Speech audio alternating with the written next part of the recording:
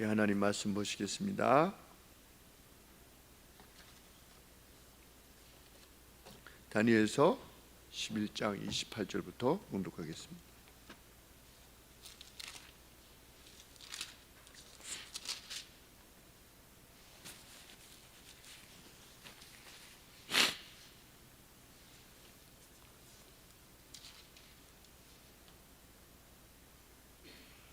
북방왕은 많은 재물을 가지고 본국으로 돌아가리니 그는 마음으로 거룩한 언약을 거스리며 임의로 행하고 본토로 돌아갈 것이며 작정된 기한에 그가 다시 나와서 남방에 이를 것이나 이번이 그 전만 못하리니 이는 키팀의 배들이 이르러 그를 칠 것입니다. 그가 낙심하고 돌아가며 거룩한 언약을 하나고 임의로 행하며 돌아가서는 거룩한 언약을 배반하는 자를 중히 여길 것이며 군대는 그의 편에 서서 성소 곧 견고한 것을 더럽히며 매일 드리는 제사를 피하며 멸망케 하는 미운 물건을 세울 것이며 그가 또 언약을 배반하고 악행하는 자를 괴율로 타락시킬 것이나 오직 자기의 하나님을 아는 백성은 강하여 용명을 바라리라. 백성 중에 지혜로운 자가 많은 사람을 가르칠 것이나 그들이 환난과 불꽃과 사로잡힘과 약탈을 당하여 여러 날 동안 쇠폐하리라. 그들이 쇠폐할 때에 도움을 조금 얻을 것이나 많은 사람은 괴율로 그들과 친합할 것이며 또 그들 중 지혜로운 자 몇 사람이 쇠폐하여 무리로 연단케 되며 정결케 되며 희게 되어 마지막 때까지 이르게 하리니 이는 작정된 기한이 있음이니라. 아멘.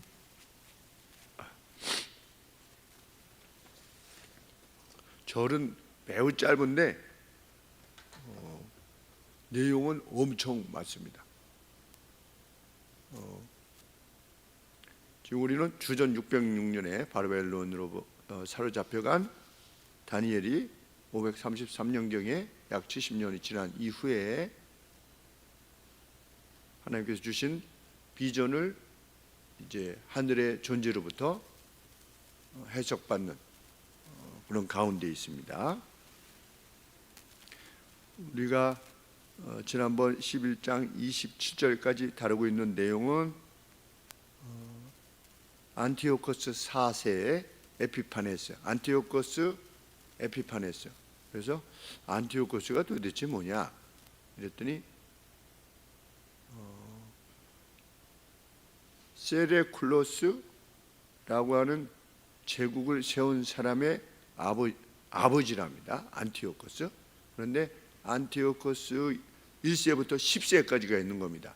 그러니까 다 그 안티오코스가 그 안티오코스처럼 이렇게 여겨지는데 뒤에 이제 무슨 에피파네스, 안티오코스 누구 이런 식으로 해서 이제 구별을 하게 되는데 안티오코스 4세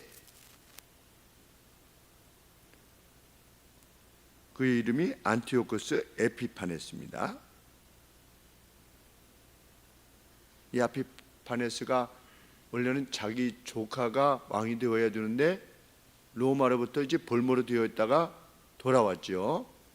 그런데 안티오코스 에피파네스가 돌아왔는데 다시 이제 또 물어봤어요. 구글 AI한테 물어봤습니다. 이거 그때 역사가 어떻게 된 거냐? 이랬더니 자기 조카가 원래는 이제 패해가지고 로마에 안티오코스 에피파네스가 볼모로 잡혀가 있었었는데 조카가 이 숙부를 대신 해가지고서 볼모로 대신 간 겁니다. 그래서 이제 숙부가 이게 온 거죠. 숙부가 왔는데 에피파네스가 풀려난 거죠. 그런데 나중에 이제 이 조카가 왕이 되어야 되지 않습니까? 그런데 그것을 거절하고 숙부가 그냥 자기가 왕의 자리를 차지한 겁니다. 그러니까 얼마나 악한 자인지 알게 됩니다. 자기 대신 볼모로 잡혀가지고서 로마에 대신 가 있는데 그 순서가 자기 조카가 왕이 되어야 되는데 자기가 그냥 왕이 된 것이죠. 이런 악한 자에 대한 기록을 지금 예언이 있는 겁니다. 참 신비합니다. 주전 530년 경에 이 에피파네스는 재위 기간이 언제냐면 주전 175년부터 164년이에요. 그러니까 한 530년 잡으면 한 250년 뒤에 일어날 일에 대해서 350년인가요? 350년 같으네요. 350년 뒤에 일어날 일들까지 벌써 다니엘서에서 예언되어져 있었는데 그 다니엘서를 이스라엘 백성들이 가지고 있었던 거죠. 그러니까 어떤 사건이 일어나면 이 사건이 이 사건이구나. 이 예언이 이렇게 이루어지는구나. 이것을 볼 때 하나님을 자신들의 신으로 인정할 수밖에 없는 상황이겠습니다.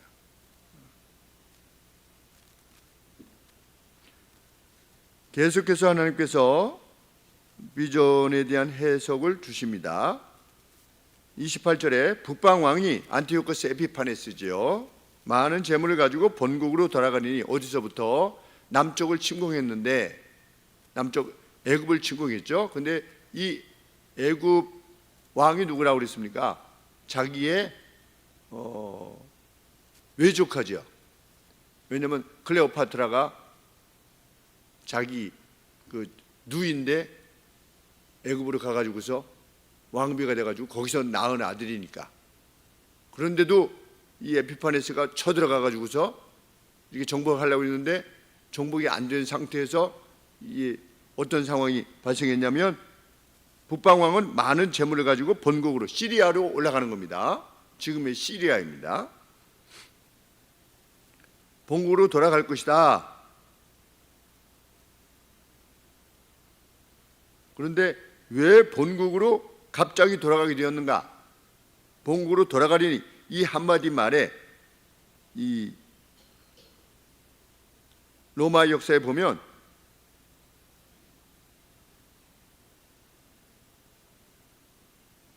마카비 이서, 이스라엘이 가지고 있는 역사서, 이스라엘 자체의 역사서 마카비 이서에 보면 에피파네스가 죽었다라고 하는 소문이 돌았대요.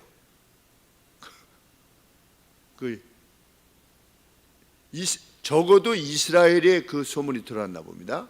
그래가지고서 처음에 그 이스라엘의 대제사장이었다가 그 대제사장인 뭐 형인지 동생인지 형이겠죠 아무래도. 그랬는데 이 에피파네스에게 돈을 많이 줘가지고서 어떤 대제사장직을 취했던 이 사람이 누구냐?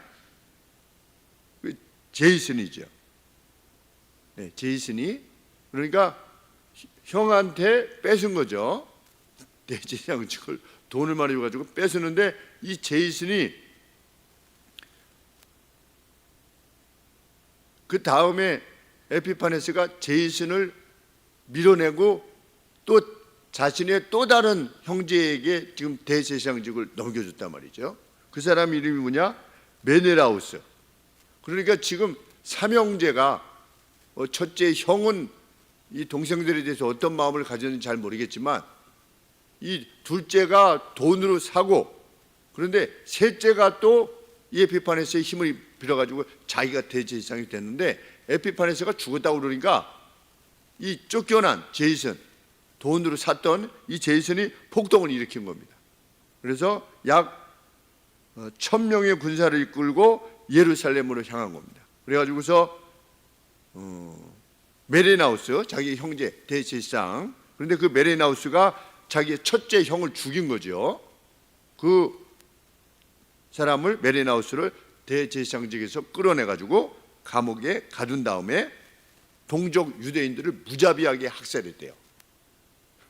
대제사장이 자기 동족을 유대인들을 하나님의 백성들을 무자비하게 학살했답니다.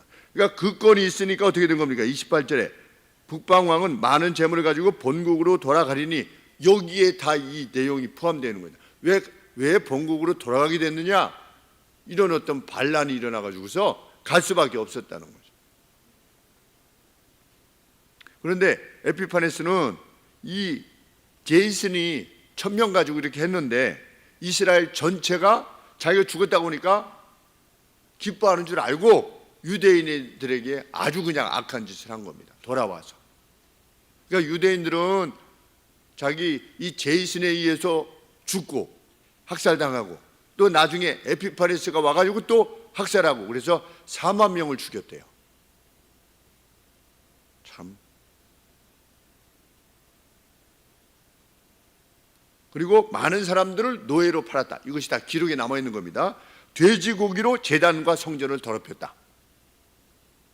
이 돼지는 부정한 동물인데 그것으로 성전을, 하나님의 전을 더럽힌 겁니다.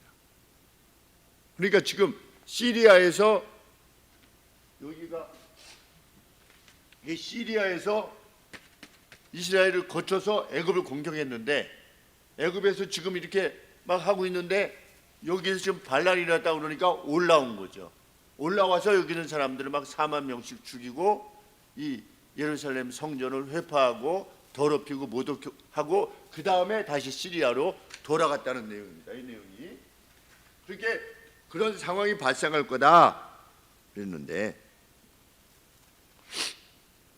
그래서 돼지고기로 제단과 성전을 더럽혔으며 매일 드리는 상번제를, 하나님 앞에 드리는 상번제를 폐지하고 성전 안에다가 제우스 제단을 쌓았대요. 이거 완전히 뭐 악한 짓을 한 것이죠. 그리고 1800달란트의 보물들을 노략해 갔다. 36kg 정도로 곱하기 하면 1800달란트면 얼마나 큰 액수입니까? 다 그러니까 수탈해 간 것이죠. 그리고 다시 메레나우스를 대제사장직에 복귀시켰다. 그러니까 제이슨이 이렇게 했는데 그것을 다시 원래대로 복귀시킨 것입니다. 그 다음에 야만적인 그의 친구 필립으로 하여금 유대를 통치하게 했다. 이것이 이스라엘 역사 중간사에 있는 내용입니다. 이것이 어떤 예언의 성취냐? 28절에 그는 마음으로 거룩한 언약을 거스려 행할 것이다. 마음으로 하나님의 전을 향해서 하나님의 언약에 대해서 이렇게 거스리며 행할 것이다 라고 했는데 바로 이 예언의 성취라는 것이죠. 그런데 성경이 계속해서 강조하고 있는 바는 뭐냐? 29절에 작정된 기한에, 36절 뒤쪽에도 있습니다. 이는 작정된 기한이 있음이니라. 이것이 다니엘서가 말하려고 하는 내용입니다. Appointed time, 하나님께서 지정하신 때가 있다는 겁니다. 좀 신비에 해당되어지는 내용입니다. 이런 일이 일어날 것이라고 예언을 하면서 계속해서 강조점은 뭐냐? Appointed time이 있다. 하나님께서 이 모든 것의 주도자이시다. 이것이 정말 믿어지면 용기가 나는 겁니다. 우리의 삶이 이랬던 저랬던. 가령 예를 들어서 우크라이나 전쟁에서 내가 우크라이나로 참전한 크리스찬인데 내가 포탈에 맞아 죽었다. 가령 예를 들어서. 그래도 개의치 않는 겁니다. 왜 이러이러한 사태가 발생하는가? 정말 이해할 수가 없지 않습니까? 그리고 거기서 죽어가는 많은 크리스찬들은 어떻게 되는 건가? 러시아 사람들도 거기서 예수님을 믿는 사람들이 있지 않겠습니까? 그 사람들도 양쪽으로 와서 포탄 맞아서 서로 죽이고 그래서 다 그냥, 러시아가 사상자만 해도 30만 명이 넘는다고 그러는데 죽은 사람만.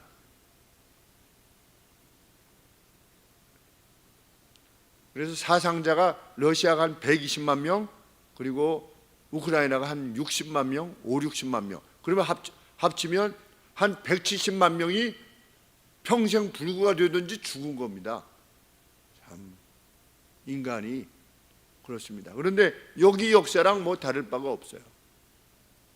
독재자가 가서 다 죽이는 거죠.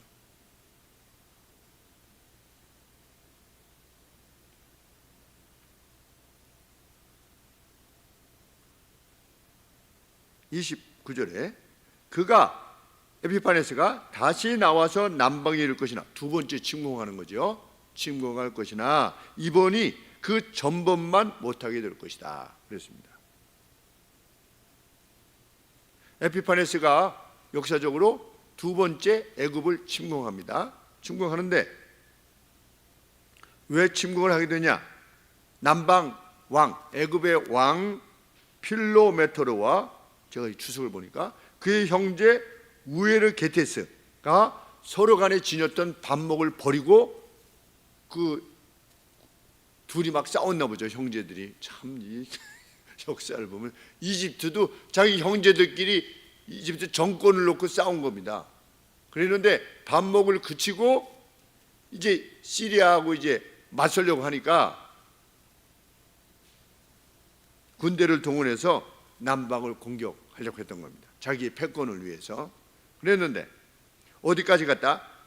애굽의 수도였던 알렉산드리아까지 아주 큰 무리 없이 갔답니다. 두 번째 갔는데 성경에 뭐라고 그랬습니까? 이전과 같은 방식이 되지는 않을 것이다 그랬는데 지금 알렉산드리아까지 갔는데 어떤 사태가 발생하냐면 로마의 영사가 건설이에요. 로마의 영사가 위쪽 그 그리스 지역의 마케도니아를 완전히 정복한 겁니다. 그러니까 지금 시리아가 이제 남쪽 애굽을 공격하고 있는데 이 북쪽 이탈리아 쪽에는 이 로마의 영사가 이 시리아 위쪽 터키가 있죠. 터키 옆에 그리스가 있는데 이 마케도니아를 전부 다 장악하게 된 겁니다. 장악했는데 지금 이제 공격을 당하니까 남쪽 애굽 왕이 친서를 보내가지고서 로마에게 도움을 부탁한 겁니다. 지금 마케도니아 정복한 그 사람에게. 그래가지고 어떻게 되냐? 로마의 사절단들이 애굽에 도착한 겁니다. 배를 타고 지중해를 건너와가지고 애굽에 도착했습니다. 그래가지고 뭘 했냐? 즉시 철수하지 않으면 너희들 끝장내버리겠다 라고 이렇게 아주 경고를 한 겁니다. 이 경고를 받고 에피파네스가 크게 낙심하여 시리아로 돌아갔다. 이것이 고대 로마의 역사입니다. 30절이죠. 그것이 전범만 못하는데 왜냐하면 키팀의 배들이 이 키팀은 뭐냐면 키프로스입니다. 원래는 그 섬 큰 거 있죠. 키프로스 터키 아래쪽에. 근데 키프로스인데 이 키프로스가 이후에는 뭐의 대명사가 되냐면 해양 전함, 그러니까 바다에 떠 있는 전함이 있지 않습니까? 전함을 대표하는 이름이 됩니다. 이 키팀이라고 하는 것이. 그래서 키팀의 배들이 로마의 군단인 거죠. 로마의 선단이 이르러 그를 칠 것이기 때문에 그가 어떻게 될 거다? 이전만 못할 것이다. 그래서 돌아가는 겁니다. 그가 낙심하고 돌아가며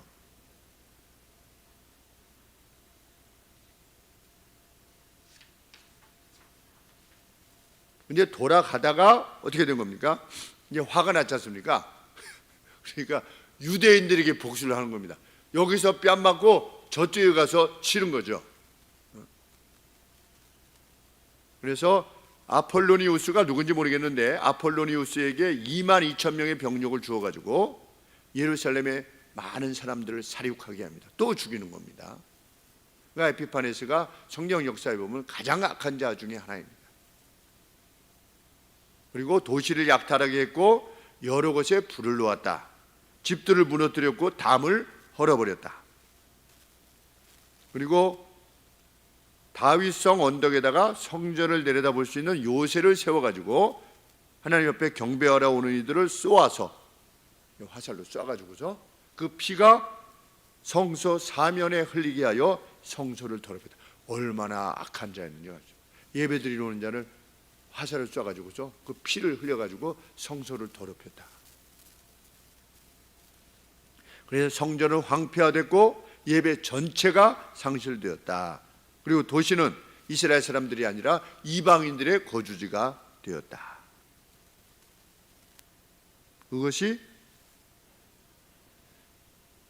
그가 낙심하고 돌아가며 거룩한 언약을 하나고 그랬죠.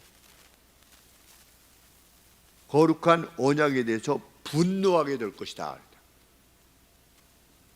그러니까 예루살렘 성전 제도에 대해서 아주 분노할 것이라고 했는데 그렇게 행한 것입니다. 그렇게 예언이 성취되었다.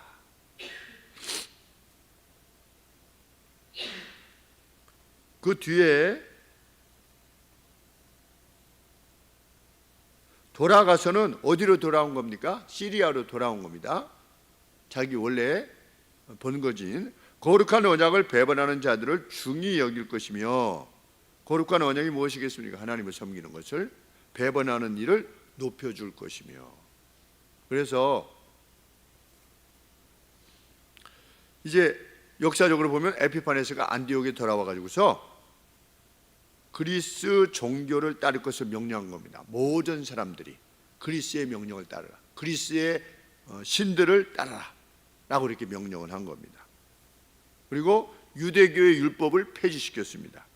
이방의 경배가 행해졌고 예루살렘 자체가 올림푸스 산에 주피터에게 드려졌다, 그런 어떤 행사를 했나 보죠. 예루살렘 자체를 그냥 주피터에게 드리는 어떤 퍼포먼스를 행했고, 메리나우스, 자기가 세웠던 대제사장 메리나우스와 배교자들을 높여주었대요.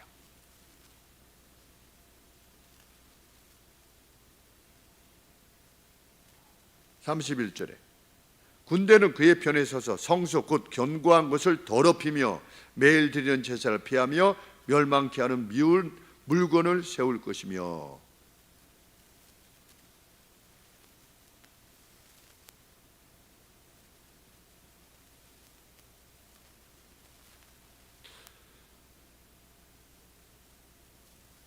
(32절에) 그가 또 언약을 배반하고 악행하는 자를 괴율로 타락시킬 것이나,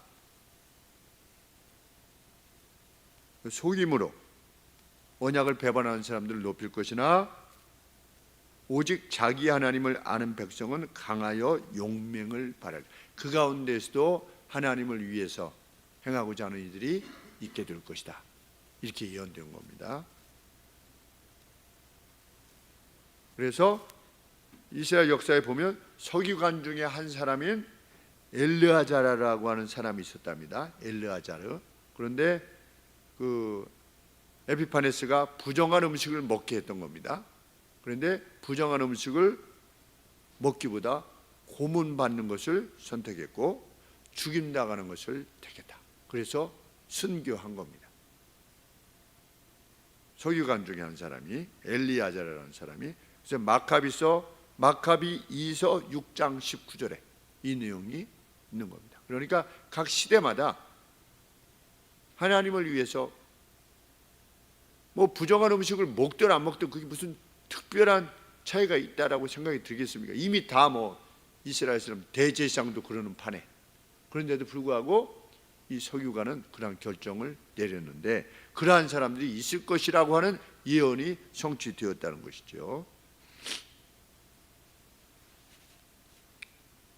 그리고 그 기록에 보면 한 어머니와 7 아들 역시 같은 선택을 했다. 아들 7이 순교한 겁니다. 어머니와 각 시대마다 이런 인물들이 있었던 겁니다. 여기 보면 32절에 하나님을 아는 백성은 강하여 용맹을 바라리라 그랬습니다. 무엇이 용맹입니까? 스트렝스 이렇게 되어 있습니다. 스트렝스, 힘을 바라며. 그러면 성경이 말하는 강함은 무엇입니까? 에피파네스가 부정한 것을 먹게 하고 성전을 모독하고 너희들 앞으로 섬기지 마 이랬을 때 그 강함은 무엇으로 표현되어진 겁니까? 고문당하는 것을 선택한 겁니다. 그리고 순교당하는 것을 선택한 겁니다. 기독교인의 강함은, 하나님의 사람의 강함은 무엇입니까? 주를 위해서 고난당하고 손해보고 죽기를 각오하는 겁니다. 그것이 강함입니다. 그래서 제가 페이스북에 올렸습니다. 이거 설교 준비하다가 요즘같이 어려운 시기, 교회가 신앙적인 뭐를 어떻게 하느냐, 종교 탄압이 있고 맞죠? 종교 해산법, 종교단체 해산법 이런 걸 만들려고 하니까 분명히 이 나라가 세워진 법과도 어울리지 않고 맞지 않고 헌법에도 맞지 않고 이러한 법들을 세우려고 하죠. 무도한 이들이. 그런데 이런 상황 가운데서 그리스도인들이 지닌 강함이란 과연 뭐냐? 성경의 답은 뭡니까? 하나님을 아는 백성은 강하여 용맹을 발하리라. 기독교인의 용맹은 뭐냐? 기꺼이 죽어가는 겁니다. 기꺼이 손해보고. 우리는 새 싸움을 하지 않습니다. 물론 이것이 옳다, 이것이 그러다라는 것을 천명해야죠. 교회가 침묵하면 안 되고, 지금 이러이러한 상황은 하나님께서 원하시는 방향이 아닙니다 라고 선언할 것이나, 새를 모아가지고 무엇을 해야겠다고 하는 것은 하나님의 사람들의 용맹일 수 없다는 거죠. 엘르아자르처럼 고문과 죽임 당하는 것을 택하는 것입니다. 그리고 초대교회 성도들은 맞서지 않았습니다. 로마에 왕에게 순복하라 라고 하는 말씀대로 자기들을 죽이는 왕들에게도 순복을 한 겁니다. 기껏 해봤자 하는 것이 뭡니까? 도망하는 것이었습니다. 그래서 우리 터키 같은 데 보면 아주 유명한 관광지가 됐죠. 이제는 땅에다가 땅굴을 파가지고서 거기서 살게 되는 그런 어떤 소극적 태도를 취했을 뿐이지 힘을 모아가지고 맞섰다 이러지 않았던 것입니다.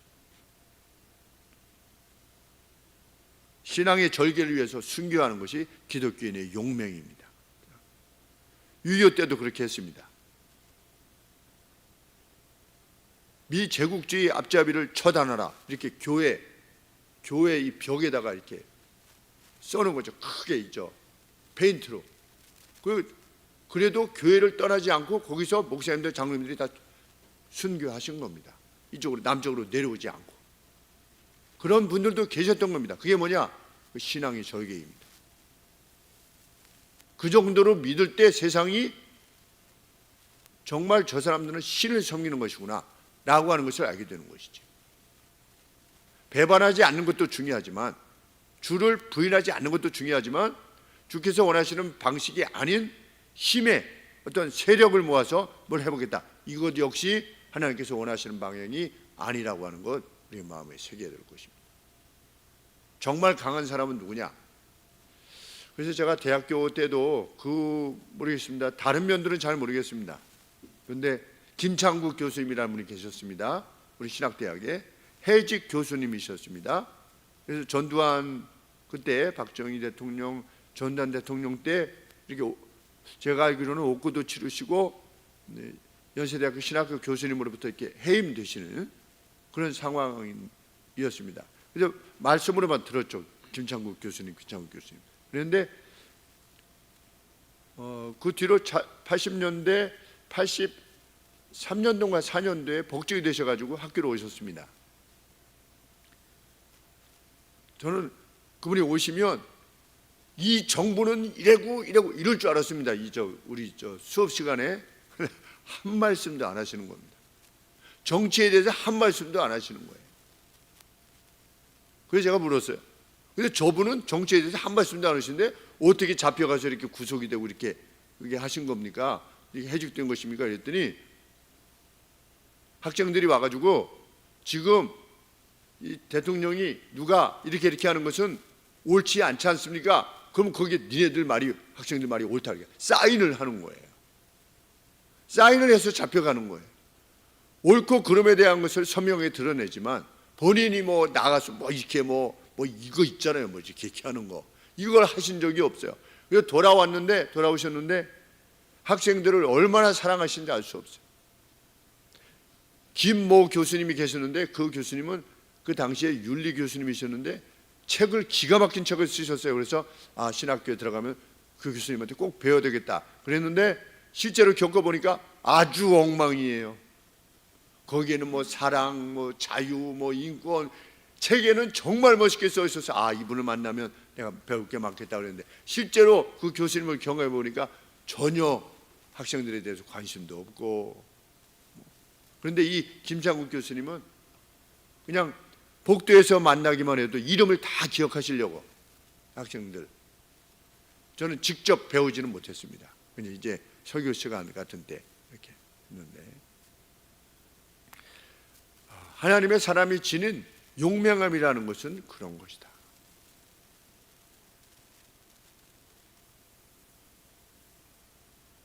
좌익에 의해서 아들 둘이, 동신이 한 명이 동신, 또 누군데 입이 찢어서 죽임을 당했던 자기 아들을 죽였던 좌익 청년을 사형시키려고 했을 때 자기의 아들로 삼켰으니 죽이지 말아다오 라고 했던 손양원 목사님, 그게 하나님의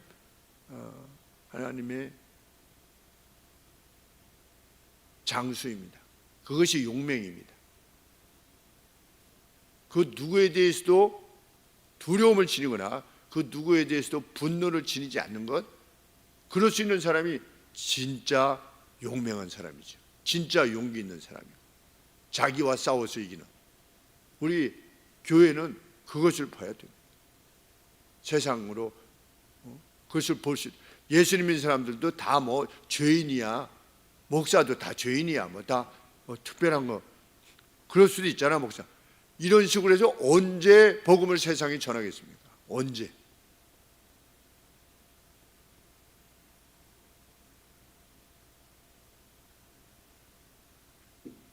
(33절) 상반절에 백성 중에 지혜로운 자가 많은 사람을 가르칠 것이나, 엘리야자르 같은 서기관 같은 참된 신앙적 열심에 열정적인 사람들이 많은 사람들에게 하나님의 의로운 길을 드러낼 것이다.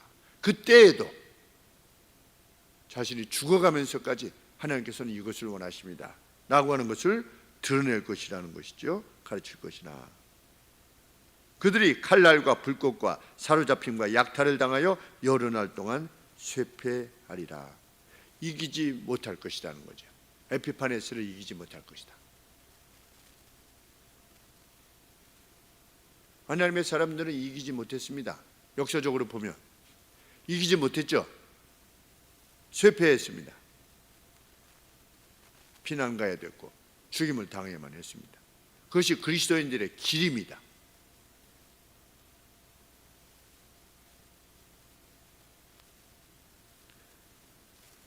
다시 성전이 회복될 때까지 약 3년 반 동안 잔인한 핍박을 견디어내야만 했다. 이것이 기록입니다.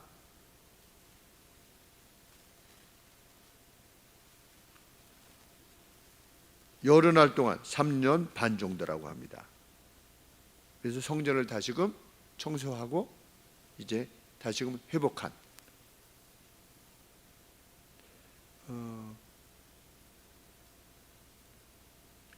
이때 역할을 했던 사람이, 우리가 잘 안다고 말씀드리기 좀 그렇겠지만 마카비 혁명이 일어난 거죠. 마카비 혁명. 제가 기억하기로는 마카비우스라고 하는 어떤 그 사람이 주도적으로 해가지고서 그것을 회복시킨 것입니다. 그런데 그들에 대해서 성경이 용맹하다라고 표현하지 않는 거죠. 이 뒤쪽을 보면 알 수 있습니다. 35절에 또 그들 중에 34절에 그들이 쇠폐할 때에 도움을 조금 얻을 것이나, 일정한 도움을 받게 될 것이나, 누가? 핍박받는 성도들이. 그래서 마띠아스라고 하는 인물과, 우리 마띠아 있죠, 마띠아. 성경에 보면 마띠아를 그 12제자 중에 한 사람으로 뽑죠. 나중에 가룟 유다 대신에 그 이제 이름이 같은 겁니다. 동명이인이죠. 마띠아스라고 하는 사람과 그의 5 아들들이 용기를 가지고 무장반란을 일으켰는데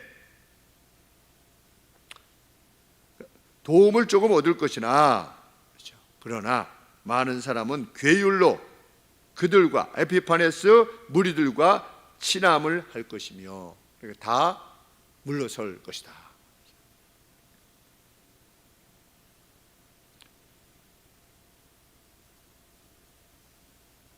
그래서 마카비 1서에 보면 요셉이라고 하는 사람과 아자리우스라고 하는 사람이 영웅이 되기를 원했대요. 그 상황에서 에피파네스 편에 서가지고, 그리고 어떤 사람은 마가복음 2서에 보면 죽었는데 옷 속에서 우상을 숨겨둔 것이 발견됐대요. 유대인인데 자기 옷 속에다가 우상을 숨겨놓고 몰래 섬겼던 거예요. 그러니까 그런 경우도 있었고, 또 적들에게 정보를 알려준 스파이 역할을 했었던 로더커스와 같은 인물이 대세였다. 이 안에 소위 말하는 이 첩자들이 있었던 거죠. 그래서 에피파네스에게 정보를 알려준 가룟 유다처럼. 34절의 그 내용이죠. 그들이 쇠퇴할 때의 도움을 조금 맞서려고 하는 사람도 있을 것이지만 많은 사람들이 어떻게 될 거다? 속임에 그들과 친합할 것이며, 또 그들 중 지혜로운 자 몇 사람이 쇠퇴하여 무리로 연단케 되고 정결케 되며 희게 되어 마지막 때까지 이르게 하리니 이는 작정된 기함이 있음이니라. 직역하면 이렇습니다. 통찰력을 지닌 사람들 중 일부가 정죄되고 제거되고 그들을 마지막 때까지 순수하게 만들기 위해 넘어질 것이다. 이렇게 밝힙니다. 그러면 이 환난과 핍박이 무엇을 목적한 것이다? 정죄되고 연단되며 그랬죠? 연단되며 refine 그랬습니다. 우리가 연단이라고 하면 우리 야고보서가 생각이 나지요. 여러 가지 시험으로 말미암아 하나님께서 연단하시는, 그러니까 불로 자꾸만 재련해 가지고서 이 불순물이 제거되는 그것을 말씀하시는 겁니다. 연단되며 정결케 되며 희게 되어. 그러면 이러한 재난의 목적은 뭐냐? 성도들로 하여금 연단해서 정결케 돼서 희게 하는 것이다. 하나님께서 꼭 이렇게만 하셔야만 하는가? 다니엘서에서 그렇다라고 말씀하고 있는 것입니다. 교회를 순수하게 만들기를 원하셨다. 하나님께서는 재난에 직면해야만 누가 진짜 성도인가가 드러나죠. 재난에 직면해야만, 어려움에 직면해야만 누가 하나님의 법에 순종하는가가 드러납니다. 코로나 사태 때 30%가 교회를 떠났습니다. 그리고 안 돌아옵니다. 진짜 전염병 때문에 떠났다면 돌아와야죠. 정부의 말을 따라서 이게 확산되지 않게 하기 위해서라면 다시 돌아와야죠. 그런데 안 돌아옵니다. 30%면 엄청난 숫자입니다. 800만 명이 38에 24, 240만 명이 교회를 떠난 겁니다. 지금 현재 상태. 누가 진짜 그리스도인이냐, 누가 하나님의 사람이냐를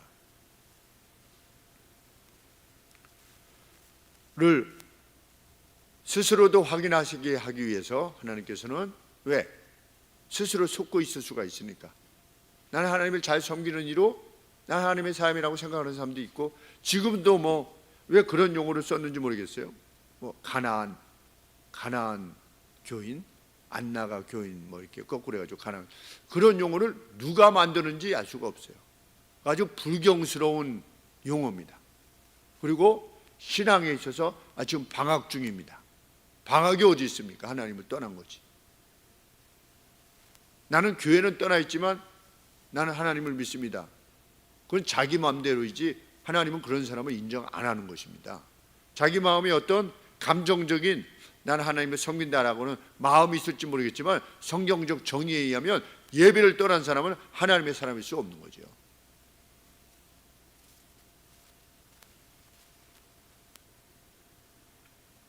성경이 강조하는 말은 무엇이라고 앞에서 말씀드렸습니까? 그것이 정해진 마지막 때까지이다 그랬습니다. 정해진 마지막 때가 있는데 마지막 때 전에 이러이러한 일이 일어날 것이다 라고 예언을 하시는 겁니다. 그리고 그 마지막이 있기 전에 그것들이 올 것이다. 그러니까 이것들이 이루어지면 무엇이 있다는 겁니까? 마지막이 있다는 거죠. 그것이 35절 말씀입니다. 마지막 때까지 이르게 하리니 이는 작정된 기한이 있음이니라.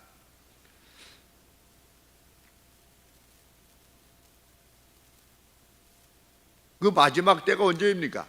12장 1절에서 언급하는 내용이지요. 그때 내 민족을 호인하는 대군 미가엘이 일어날 것이며, 쭉 간 다음에 당의 뒷글 가운데서 죽은 자 중에 많은 사람, 죽은 자 가운데서 일어날 것이다. 그때가 마지막 때죠. 마지막 때가 있기 전에 어떻게 될 것이다? 이러이러한 일이 있을 것이다. 그러면 정말 일어나네? 그럼 마지막 때에 언급한 내용이 정말 올 것이구나 라고 하는 사실을 받아들이는 것이 이성적이고 합리적인 추론이 아니겠냐는 것이죠. 그것이 성경이 밝히는 바입니다.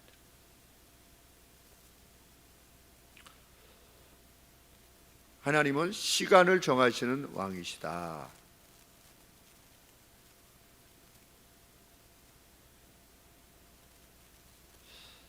하나님은 역사를 이끌어 가실 것이고, 역사 속에서 우리는 드러내 주신 바를 따라서 행할 것입니다.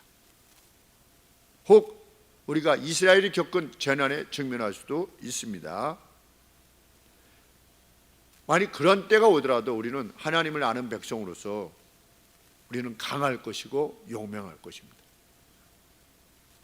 지혜로운 자를 따라 행할 것이고, 연단을 통해서 정결케 하시는, 희게 하시는 하나님의 뜻하신 바를 높이면서 그 안에서 행할 겁니다. 그것이 가난일 수도 있고 핍박일 수도 있고 어쩌면 죽음일 수도 있고,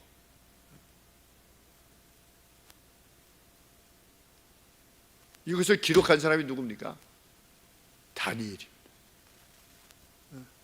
사자굴 속에서 죽기를 각오한 겁니다. 누구에게 하나님께서 이 역사를 보이셨는가? 주를 위해서 용감하게 죽기를 각오할 정도로 하나님을 알았던, 섬겼던 그 다니엘을 통해서 역사를 밝히셨습니다. 저는 이 다니엘이 참 하나님께서 에스겔서에서 말씀하셨는가요? 어디에서 말씀하셨는데, 어떤 선지자를 통해서 말씀하셨을 때 다니엘, 욥, 누구라고 그러죠? 다니엘, 욥, 세 의인, 노아, 그렇죠? 네, 3명. 이 3명 내에 다니엘이 또 포함되어 있다는 것이 참 놀라운 일이 아닐 수 없습니다. 그냥 나는 그래도 죽어도 좋아 이런 면에 있어서 강하다 이것만이 아니고, 그가 하나님 앞에서 의인이었다. 노아처럼 욥처럼 의인이었다.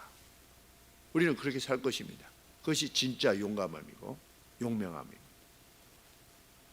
저는 목사로서 우리 성도들이 용맹한 성도들이 되기를 원하는 것입니다. 용맹한 성도들. 그분들이 몇 분이라 할지라도, 이스라엘도 여기 보면 다 떠났잖아요. 근데 몇 명이잖아요, 사실. 그런데 그 몇 명에 속한 이들을 하나님께서 기뻐하신 것처럼 우리 교회 내에 성도들 중에 누구라도 이러한 말씀을 듣고 하나님의 뜻에 용맹한 사람이 되기를 소원하는 것입니다. 그것이 우리가 지닌, 그리스도인으로서 지니는 영예입니다.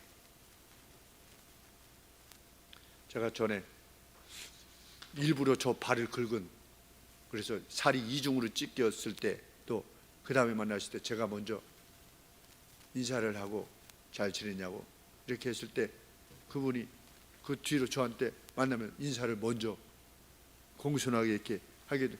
저는 그게 용맹이라고 봅니다. 싸워서 이겨야 됩니다. 기도하겠습니다. 하나님 아버지, 역사는 하나님께서 이끌어 가실 겁니다. 수백 년 앞서서, 수천 년 앞서서 있게 되어질 그것도 어떻게 그것이 그렇게 이미 결정되어 이루어질 것인가, 그 신비를 우리는 결코 알 수 없습니다. 그러나 오늘 하나님께서 주신 명령, 하나님을 사랑하고 이웃을 사랑하라고 하는 명령, 하나님을 높이기 위해서 죽기를 각오하는, 또 성도들을 사랑하기 위해서, 또 세상의 영혼들을 사랑하기 위해서 내 모든 것들을 내놓을 수 있을 만큼의 강한 그 용맹함이 저희들의 것이 되게 하여 주시옵소서. 그 영예를 지니며 정말 참 그리스도인으로서 살아가게 하옵소서 간절히 소원합니다. 예수님의 이름으로 기도합니다. 아멘.